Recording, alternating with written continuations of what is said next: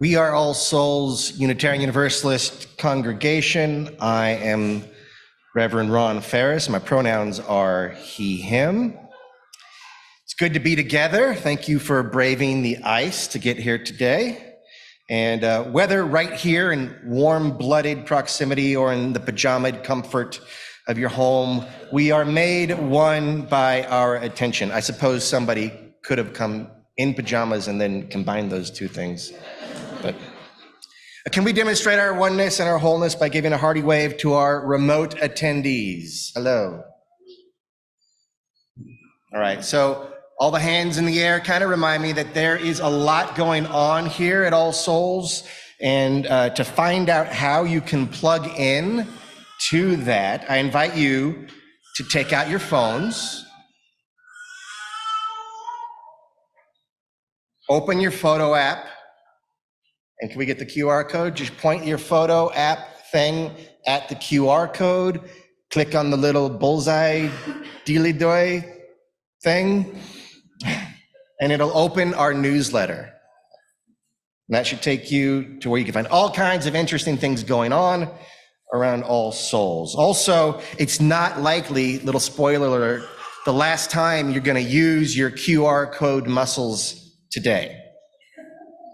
All right, so now that we're more aware, or that we have the opportunity to be more aware of what's going on in this place, let's get aware of what's going on within ourselves.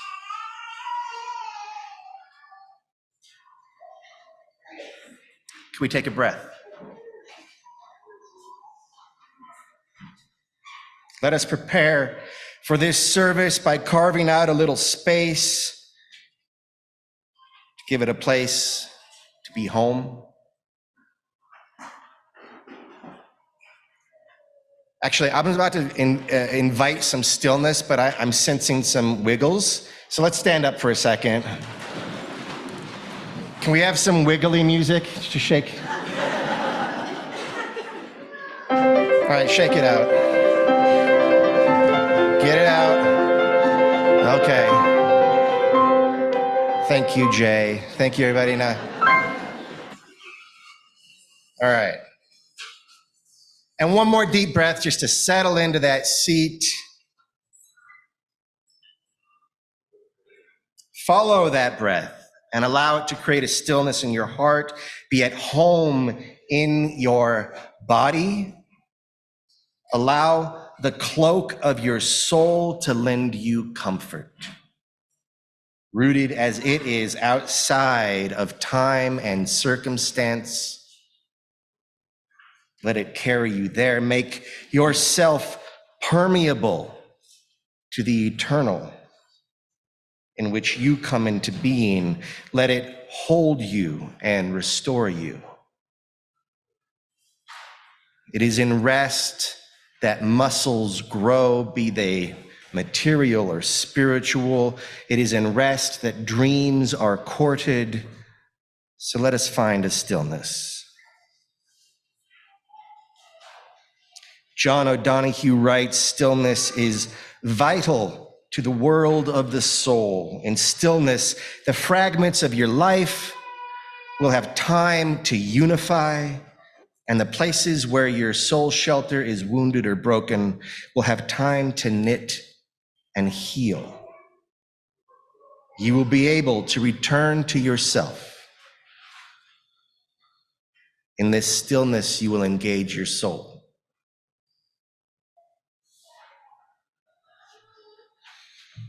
From this centered space, this stillness, this good soul home, we are able to welcome the world without fear.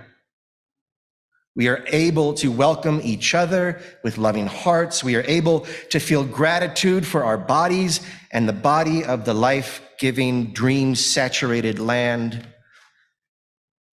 Land of the Ute, Comanche, Arapaho, Apache, Cheyenne, Kiowa, Pawnee, and Lakota, and now the land of you as well. From this stillness, we are able to welcome the cast-off parts of ourselves and the selves that our society has tended to cast off. All souls are welcome here. Good morning. My name is Stan Kidder, and I'm the head of the All Souls Stewardship team. Today is the start of the pledge drive for 2024. And by the way, the pledge drive brings in more than 75% of the money that runs All Souls. So I'm here to ask you for a pledge today. Am I doing that better? Yeah. All right, swallow the mic, right? Okay. Okay, first I want to explain how to make a pledge. How do you do it? And let's see, up here on the screen, I think is going to be there we go, some instructions. It's also, the same instructions are on the back of your order of service. Okay, so there's really 4 ways you can make a pledge, depending on how things work for you. The first one is our online pledge form, that's the best way to do it because it goes right into our system a lot better. So if you can do that, that's good. What you do is you type into your browser window, you type asuuc.net/pledge. Okay, it's up there on the screen. It's also on your order of service. All right, or you can scan the QR code, which is on the back of the order of service there. For those of you in the Great Hall here today, let's see, there's also a paper pledge form, which is right in front of you in the pew boxes, okay? Yeah, it looks like this. Okay, so, all right, after you scan the QR code, what you can do is you can, when you're done with it, if you fill out the pledge form, you can put it in this box, which will be in the social hall, and I'll be right there with it to talk to you if you like about your pledge. All right, if you have any questions or anything, so that's the one. So, okay, and those of you on Zoom, if you would like, I will mail you a copy of I'll mail you a pledge form, a paper pledge form if you like. So contact me somehow. Okay, then one way to contact me is you can also email your pledge or contact me to ask questions about at stewardship@asuuc.org is the email address. Okay, stewardship@asuuc.org. All right, anytime you like. And finally, as a last resort, you can also telephone your pledge to the church office. And there's the telephone number, 719-633-7717. All right. Okay, and leave a message if we don't answer, because we don't staff the phone 24 hours a day. All right, now, one thing I'd like to do next is I'd like to apologize for our antiquated pledging system. We pledge by fiscal year, which runs from July 1st to June 30th of the following year, okay? Fiscal year, not calendar year, fiscal year. That is, the pledge that I'm asking for you today is for what you expect to contribute during the next fiscal year, which starts July 1st. If you made a pledge in the last year, even in January, that was for this fiscal year, which ends June 30th, okay? We assume that your current pledge will end June 30th and that you will contribute nothing after that date. So we are forced to ask you to pledge again. That's sort of crazy, huh? That's not very modern. But our bylaws make us do it that way. Okay? It says in our bylaws that we're going to do this fiscal year pledge thing, and so we do it that way. The good news is that if you fill out a pledge form today or soon, you could be eligible to vote to change the bylaws so to try to get us into the 21st century, all right? So don't wait, pledge today. I'll be in the small hall after the service with the box to answer any questions that you might have. Okay, now I'm pleased to introduce to you Becky Harrison, President of the All Souls Board of Trustees, to tell us why she is a member of All Souls.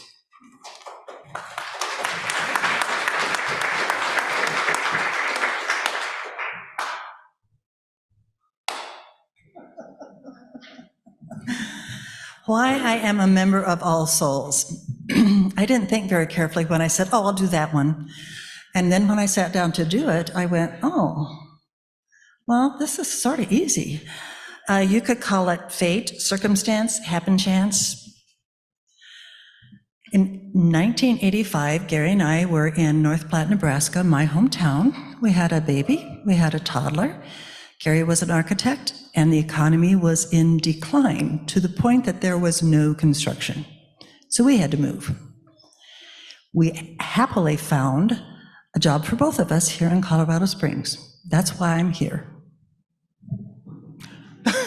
Could be the end of the speech, but I decided you needed a little more, and Stan was expecting more. So that's why we're in Colorado Springs. Why am I a UU? Well, probably if I told my story, it would match 50% of you out here.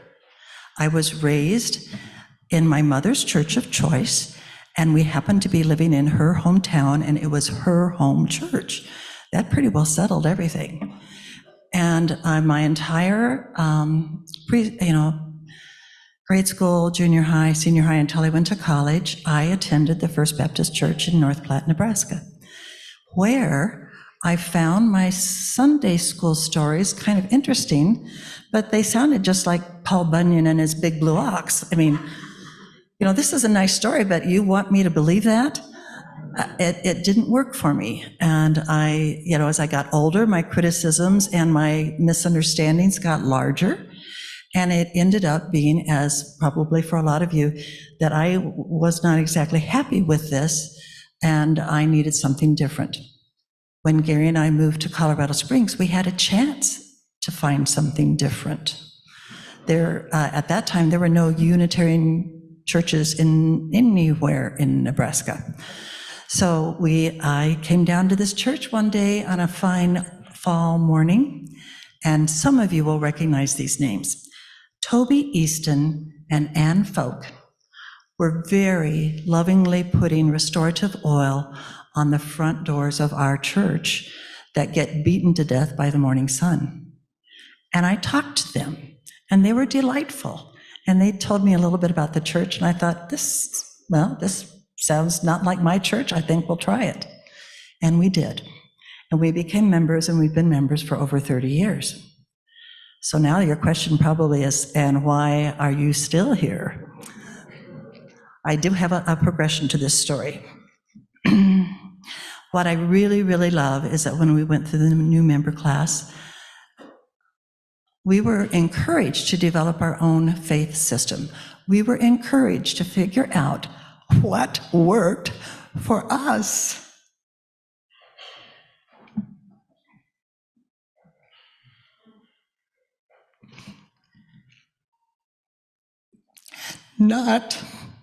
Darn it.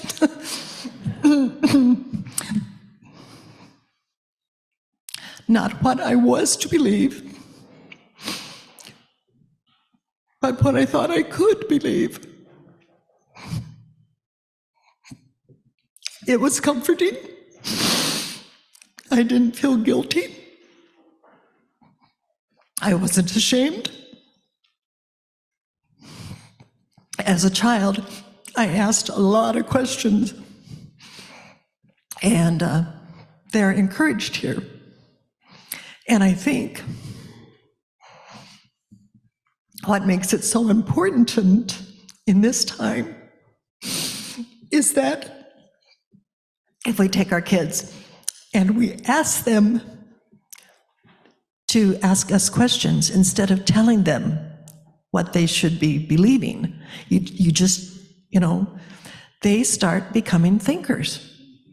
They start going, well, there's this and then there's that, and I think this fits me better.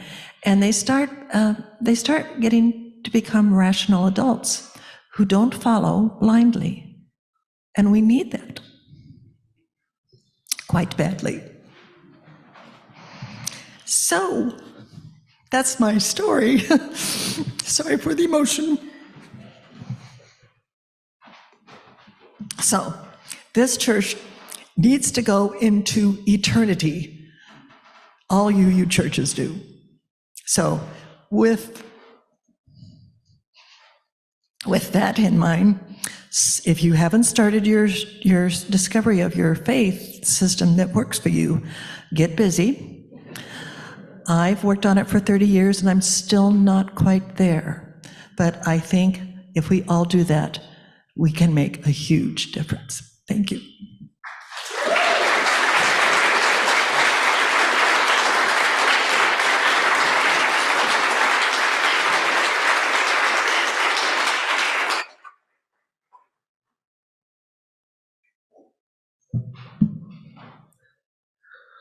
We give to remind ourselves how many gifts we have to offer. We give to remember that we are part of something bigger than ourselves. We give because we believe in music and in sharing. We give with the faith that together we have enough. Instructions for giving via text, online, or with a check will be on the screen and also posted in the chat.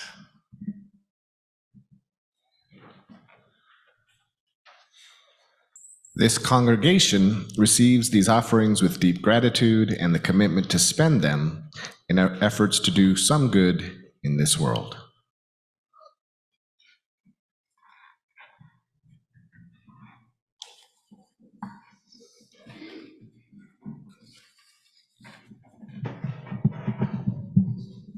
Becky, you don't have to apologize for getting emotional. We don't do that shame either. Thank you for your words. So last week I told you how last week was supposed to be bad cop and this week was going to be good cop, but then I didn't have the heart to make last week as bad cop as I originally intended. So this week isn't going to be as good cop as it's like a mediocre cop or an ambivalent cop, you know. You could confess, I don't know, have a donut. So, I don't know, a year or so ago, year and a half ago, I got on a forum or something, a discussion group online for Article 2, which is where our principles and purposes are housed in our bylaws as an association, the Unitarian Universalist Association. And you can see our principles here, and that's where they are listed in our Article 2. We're in the process of reviewing, revising, changing, considering them, reflecting on them. And so this was a opportunity for laity and clergy alike to get together across the country and think about these things. And I emerged from that actually pretty depressed. Because there was so much anger around changing the principles. And I was sad that people were angry, because anger, makes me sad. But more than that, what kind of came out of that was how disconnected, like much of that anger was rooted in a disconnection from our Unitarian Universalist history, a lack of understanding that we are on a trajectory. And what I kind of started to think about was a lot of folks come into this tradition for the first time. Yourself, you come in here. We don't have a whole lot of multi-gen Unitarian Universalists. Most of us, I think, still are coming into this place for the first time in our lifetimes, right? And we tend to think that what we see here today is the way it's always been. And a step further than that, and a step a little bit worse than that, is we kind of come in, we see these principles, and we agree with them. As though, and they are our reflection. It's good to be affirmed by them, but the shadow side of that affirmation is that we sort of want to plug into something that's larger than ourselves, but it winds up looking just like us. And that's not great. So we've got this and that sort of lends itself to a narcissistic engagement with our faith tradition. You could very easily, and it happens a lot, that we wind up thinking that Unitarian Universalism is me. And that is not entirely true and is in fact pretty dangerous. And then part of the reason why we do that, of course, is because we don't have this understanding that our history has gone, through many changes over time. So I offer you today a curative of some kind.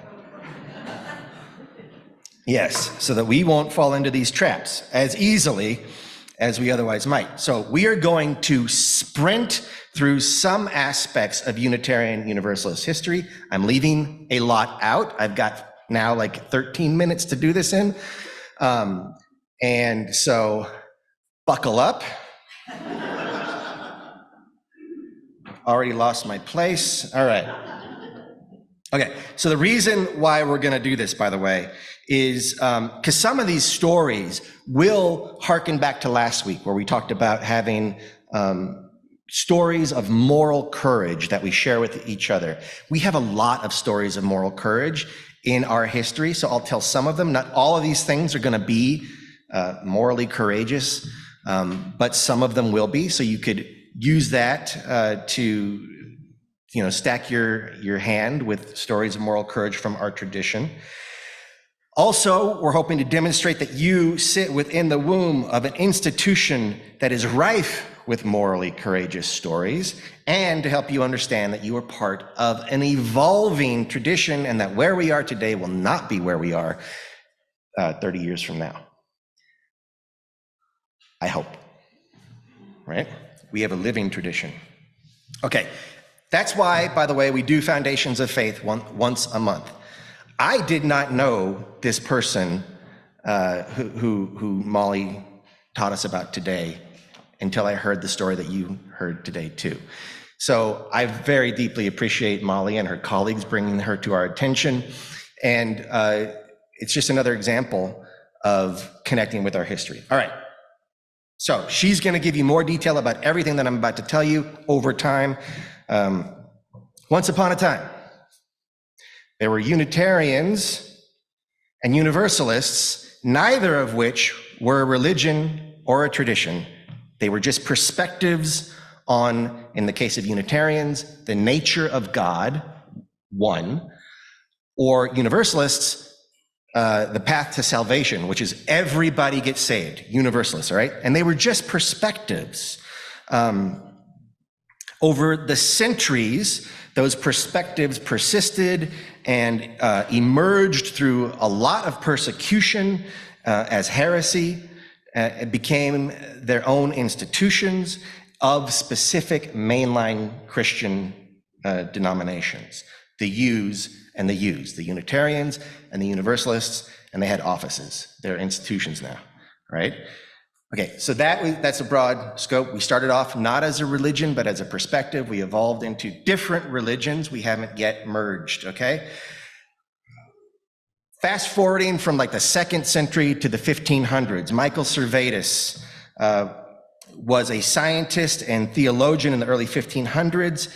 He discovered the circulatory system, or at least how the heart pumps blood into the lungs.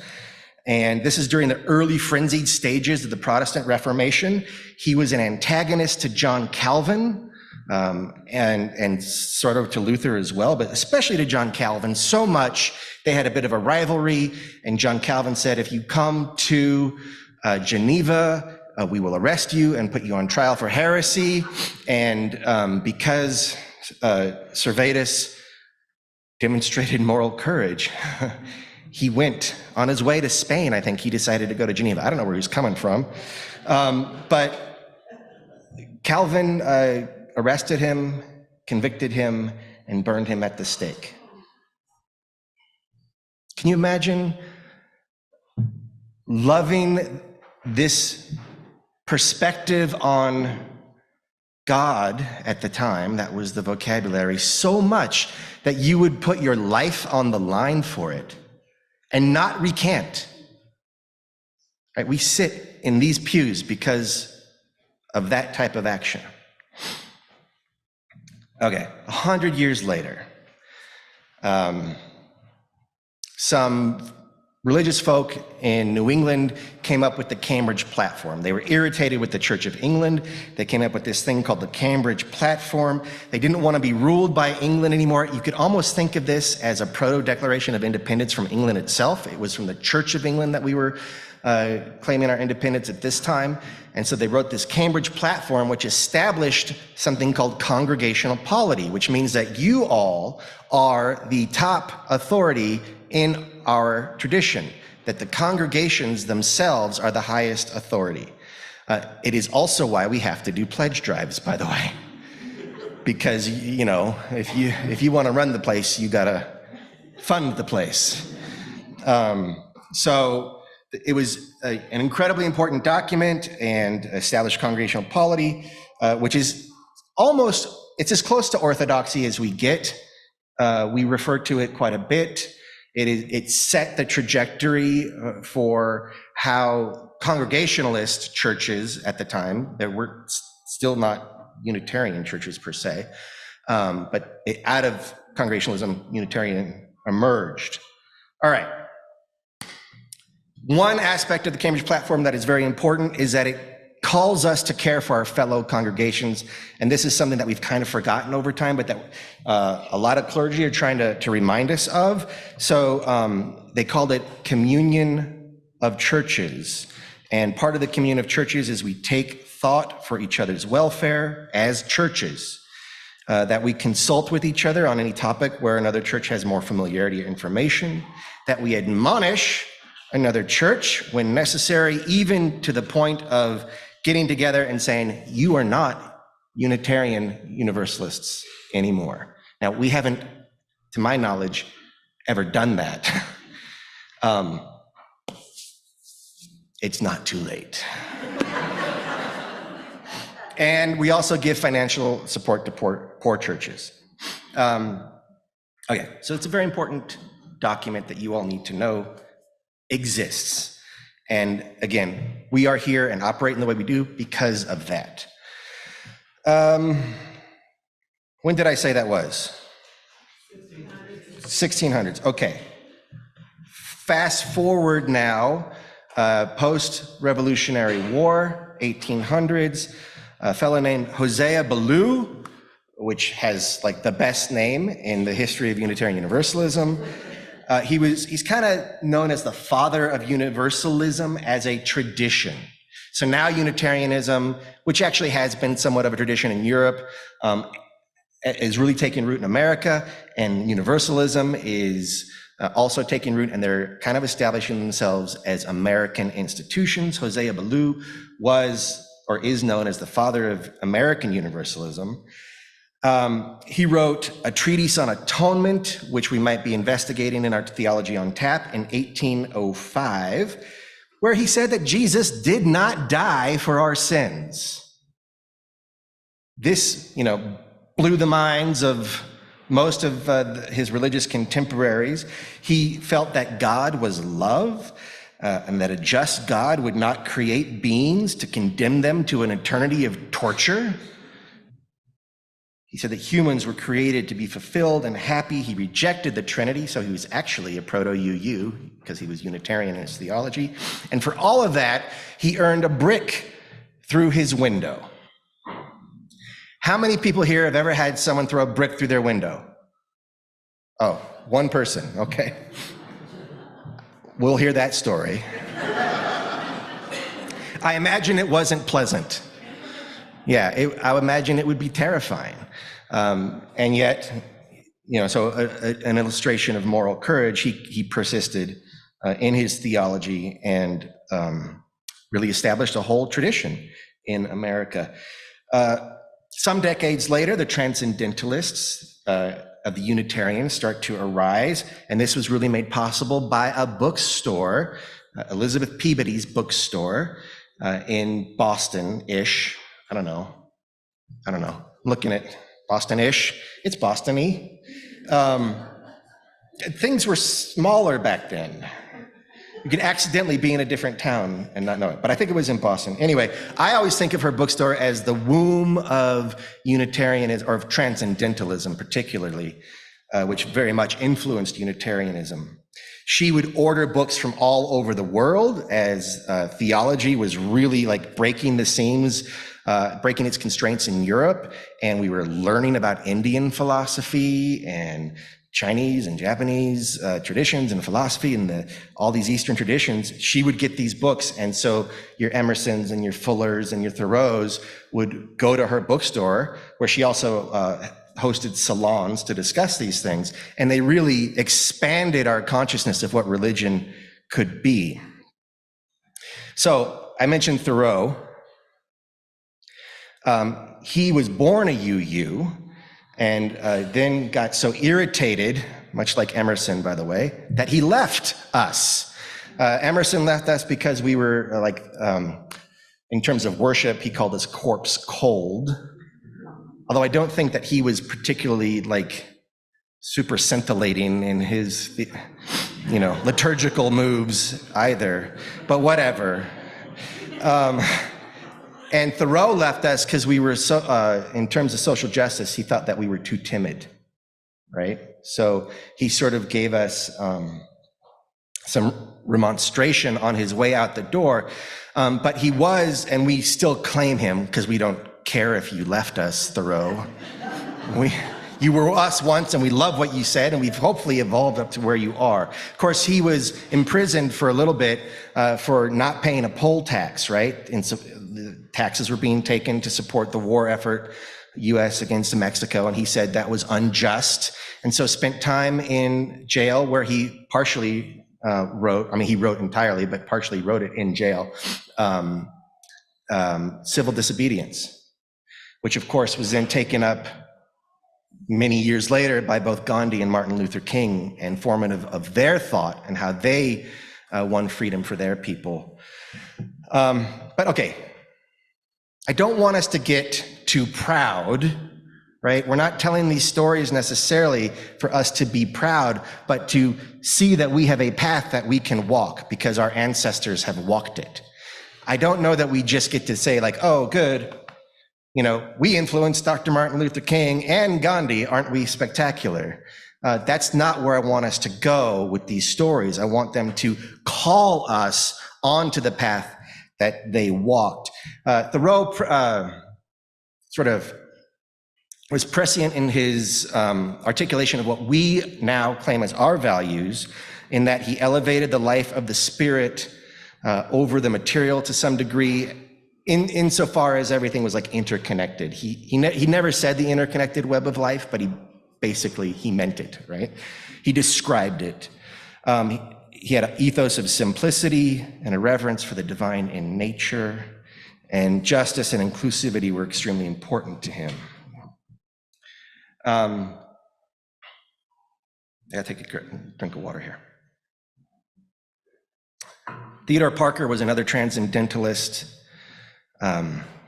He funded, in part, he was part of a group called the Secret Six, and their job was to raise money for John Brown's raid on Harper's Ferry, which they did, which he did, which didn't quite work out the way any of them hoped it would, but certainly lit a spark that put other things into motion. He was obviously an abolitionist. He actually was so afraid for his own life that he kept a gun in his desk in case he was attacked in his office.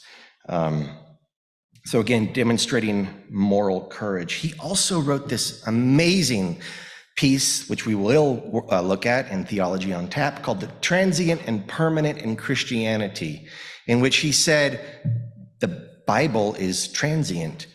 Even Jesus is transient. There is only a very critical center that is permanent, and basically it's love. With that, we sort of said goodbye to Christianity and stepped out onto a new path, one of our own making. I mean, we kept some elements of Christianity, and technically we were still Christian, but the transient and permanent in Christianity shifted our trajectory.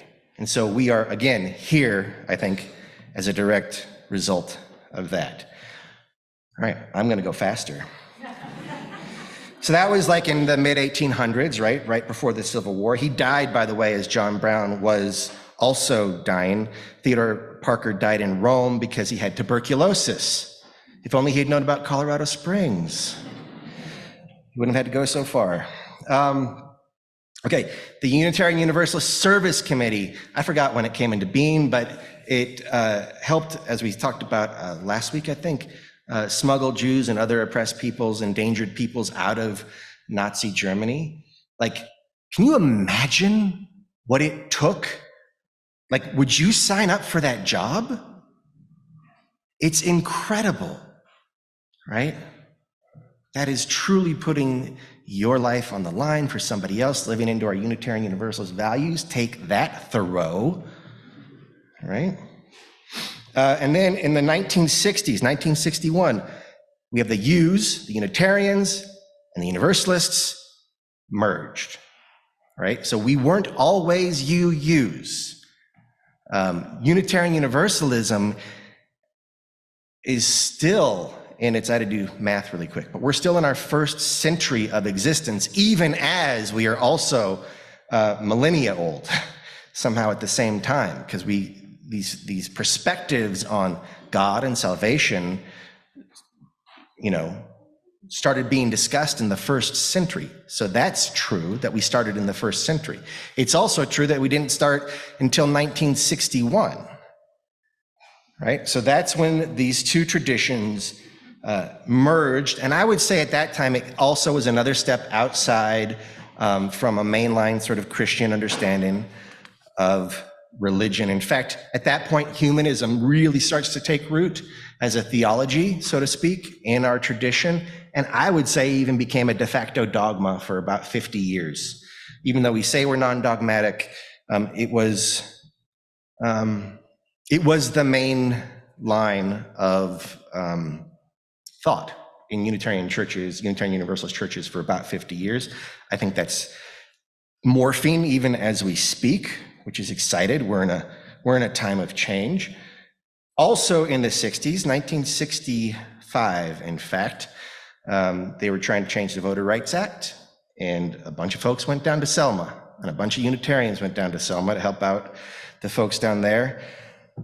After a planning meeting one day, one of our ministers, James Reeb, found himself, unfortunately, isolated with a kind of gang of racists who beat him, and he died a couple of days later.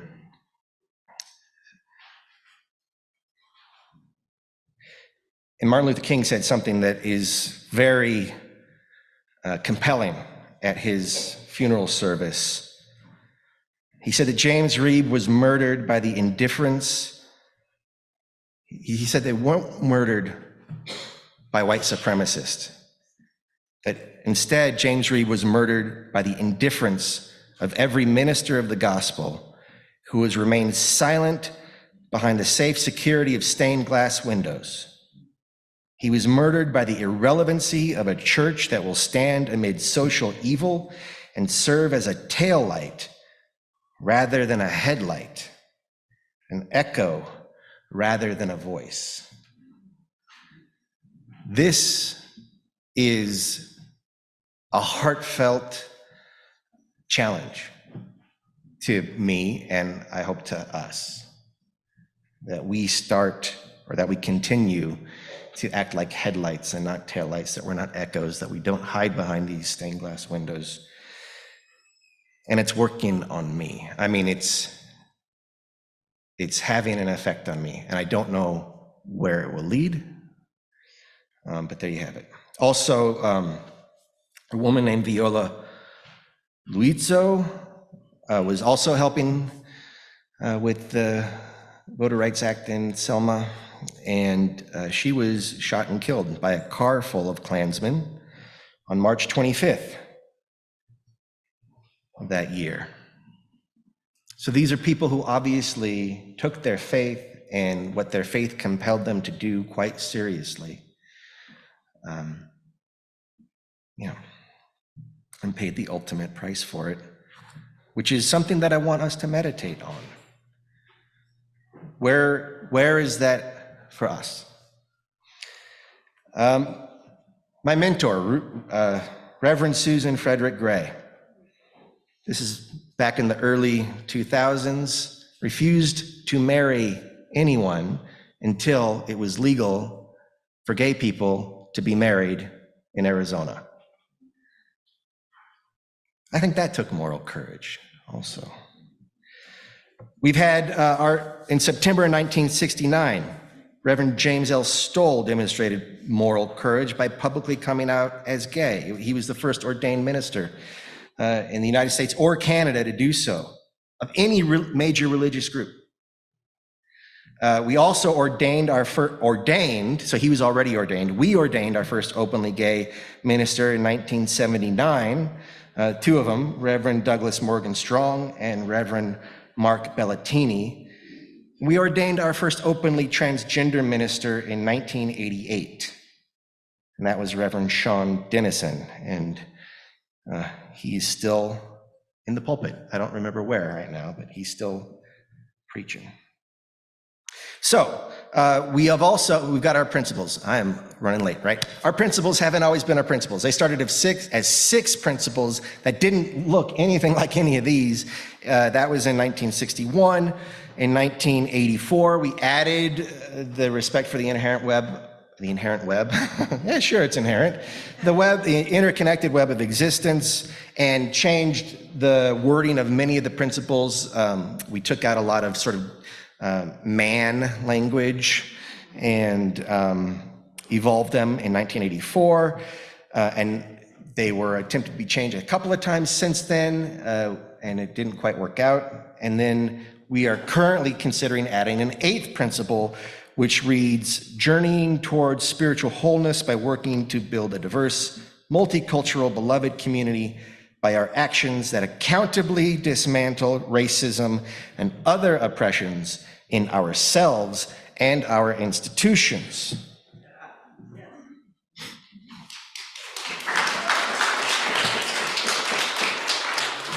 And while we're thinking about that, many congregations have adopted that on their own.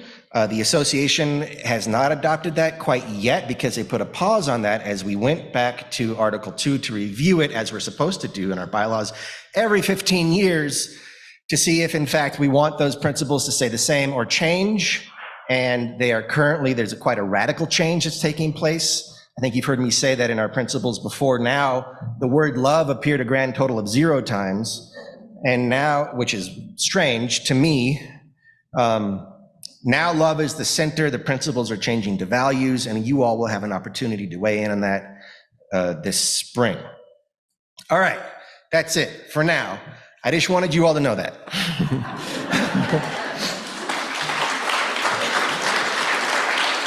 It's really important that we know that because it's a bulwark. Knowing our history is a bulwark against congregational and personal narcissism, right? Connecting to something bigger than yourself that has to look like you doesn't really do it. Our tradition, or any tradition worth its salt, will not only confirm and affirm who you are, it will also challenge you. Even as we confirm and affirm who our tradition is and challenge it. That is why we have an evolving tradition, which is my very favorite. Darwin also, by the way, was a U, right? Not a UU, but he was a U. So evolution is very much part of our tradition, both philosophically and just the way that we have evolved over time.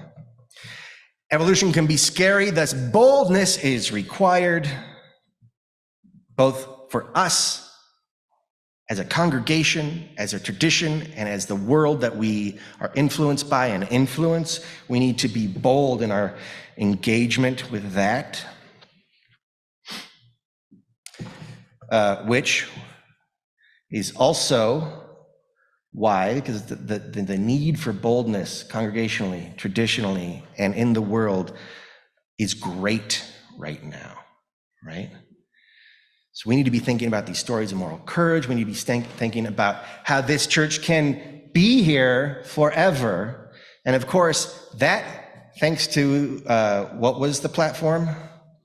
This is a test. Cambridge platform. Cambridge platform. Yeah, if you want to run it, you've got to fund it. So that was also my stewardship sermon. All right. If you'd please join me in singing. What are we singing? This Little Light of Mine. 118. 118. Remain standing for the benediction if you want to. You could sit if you really need to.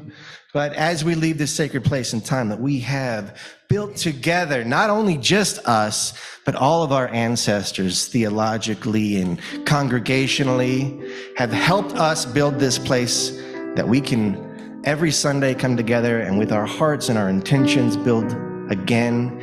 And with what we do here, emerge into the world, hopefully more engaged, more compelled to do justice, and more connected to each other, the spirit, and humanity, right? All persons, human or other. Amen.